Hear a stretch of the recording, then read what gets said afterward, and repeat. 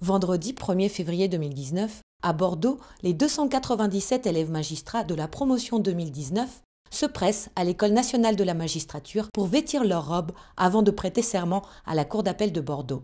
Qu'ils soient issus du premier ou du deuxième concours d'accès à l'ENM, qu'ils aient suivi la classe préparatoire intégrée ou qu'ils soient en reconversion professionnelle, les futurs magistrats ont tous à cœur de servir dignement la justice. La qualité essentielle pour être magistrat, je pense, c'est d'être humain et à l'écoute des autres, de vouloir trancher les conflits, pacifier les relations et de savoir prendre des décisions avec autorité mais justesse. La principale qualité, c'est son sens de l'écoute, savoir écouter les justiciables, savoir écouter les avocats, les auxiliaires de justice en général. C'est arriver à prendre en compte le point de vue de chacun. Et ce sens de l'écoute, il s'apprend, il s'acquiert, et je pense que l'école sera là aussi pour nous aider à le développer encore davantage. Madame Boiseau-Sandrine. En effet, le directeur de l'ENM, Olivier Leurent, a souhaité travailler sur le sens de la collégialité à travers le développement du travail collectif, à la fois dans le cadre de l'enseignement fonctionnel, mais aussi à l'occasion des différentes simulations qu'exerceront les futurs magistrats au cours de leur stage. Il nous explique pourquoi. L'office du magistrat passe par un sens collégial de son indépendance. L'indépendance n'est pas là pour son confort personnel ou sa protection individuelle. Elle est là pour garantir la qualité de la justice et son impartialité. La collégialité, c'est un exercice qui passe par l'humilité, car il doit se soumettre, le magistrat, à la confrontation des arguments, au respect du contradictoire. Et lorsque vous êtes mis en minorité, eh bien, il faut l'accepter. Et l'indépendance de la magistrature doit s'exprimer dans le cadre de cette collégialité.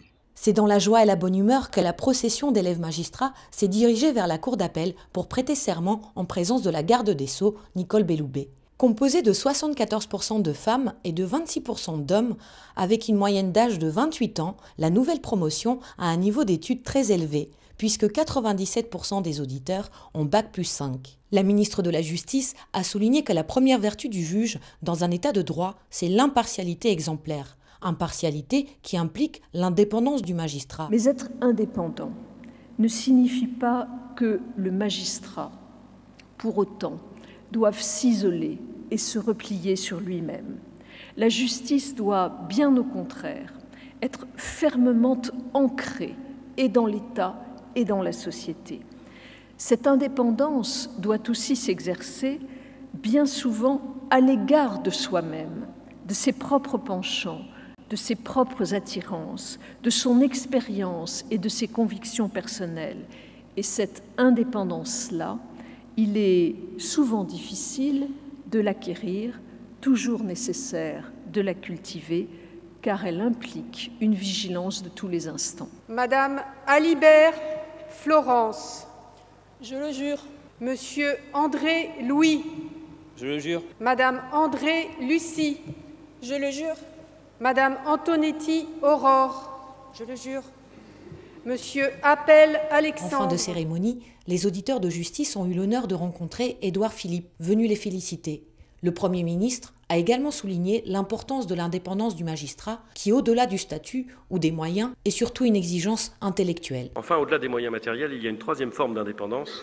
Et celle-ci, mesdames et messieurs, elle ne réside qu'en vous.